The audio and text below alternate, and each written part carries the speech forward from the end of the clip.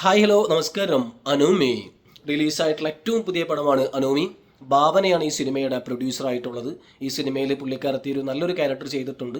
ഈ സിനിമയുടെ ഡയറക്ടറായിട്ടുള്ളത് റിയാസ് മാരത്ത്, റൈറ്ററും കൂടിയാണ്. ആസ് എ റൈറ്റർ കിട്ടിയില്ല സ്ക്രിപ്റ്റ്.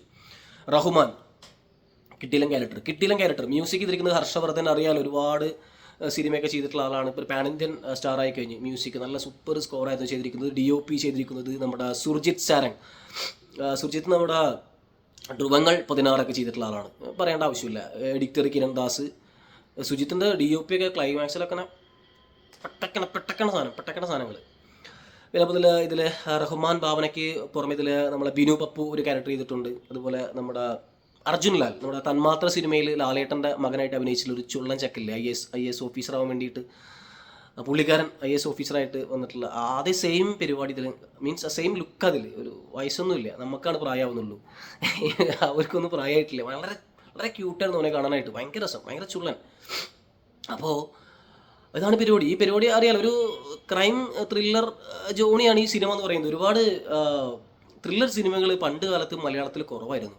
പക്ഷെ ഇപ്പോൾ കുറേ ആയിട്ട് എനിക്കൊന്ന് 5-ാം പാതിരയ്ക്ക് ശേഷം അറിയില്ല, ഒരുപാട് സിനിമകൾ വന്നു തുടങ്ങി, ഒരുപാട് പടങ്ങൾ വന്നു തുടങ്ങി. മാസിൽ ത്രില്ലർ മൂഡ് പടങ്ങൾ ഇറങ്ങുക. പക്ഷെ ഇതിൻ്റെയൊക്കെ പ്രശ്നം എന്ന് വെച്ചാൽ ചില സിനിമകൾക്ക്, ഈ ത്രില്ലർ സിനിമകൾക്ക് ചിലപ്പോൾ പാട്ടുണ്ടാവില്ല, അതിൽ ഒരുപാട് എന്താ പറയുക, ആക്ഷൻസ് ഉണ്ടാവില്ല, കോമഡി ആയിട്ട് ഉണ്ടാവില്ല. ഒരുപാട് അവർക്ക് ചിലപ്പോൾ കണ്ടിരിക്കുന്ന പ്രേക്ഷകർക്ക് അവർക്ക് ചിലപ്പോൾ എൻഗേജിങ് ആവാൻ പറ്റില്ല. ഇതാണ് ത്രില്ലർ സിനിമകളുടെ ഒരു ബുദ്ധിമുട്ടെന്ന് പറയുന്നത്. അവർക്ക് ആ ഒരു തോട്ട് മാത്രമേ ഉള്ളൂ. ജോണർ വെച്ചുകൊണ്ട് ആ ഒരു ക്ലൈമാക്സിലേക്ക് എത്തിക്കുക പറയും. ചിലപ്പോൾ അത് ഹൊറർ എലമെൻറ്റ് മോഡായിരിക്കും, ചിലപ്പോൾ അതൊരു സൈക്കോപാത്ത് മോഡായിരിക്കും. അങ്ങനെ വാട്ടേവർ, അത് ഓരോരുത്തരുടെയും റൈറ്ററുടെ ഒരു ഇഷ്ടങ്ങളാണ്.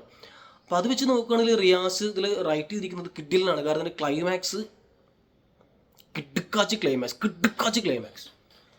പക്ഷെ ക്ലൈമാക്സ് വരെ നമുക്കിത് എത്തണ്ടേ? ഭയങ്കര ലാഗ് പടം.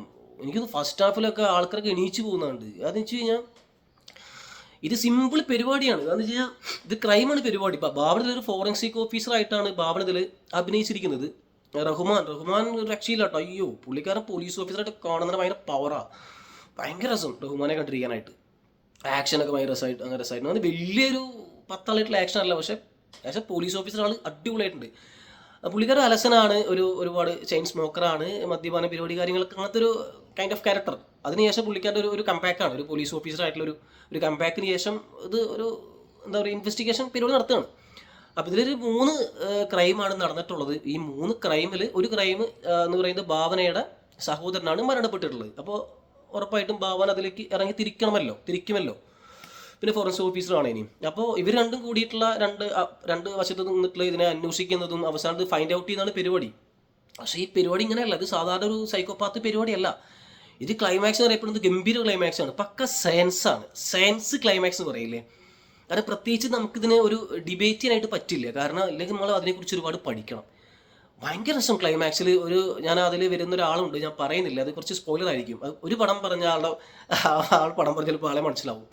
അത് എന്ന് വെച്ച് കഴിഞ്ഞാൽ വലിയ സംഭവം ഒന്നല്ല, പക്ഷേ ആൾ ഭയങ്കര രസമായിരുന്നു. ഒരുപാട് കാലത്തിന് ശേഷം മലയാള സിനിമയിൽ കാണാൻ പറ്റി. അടിപൊളിയായിരുന്നു ആ ക്യാരക്ടർ.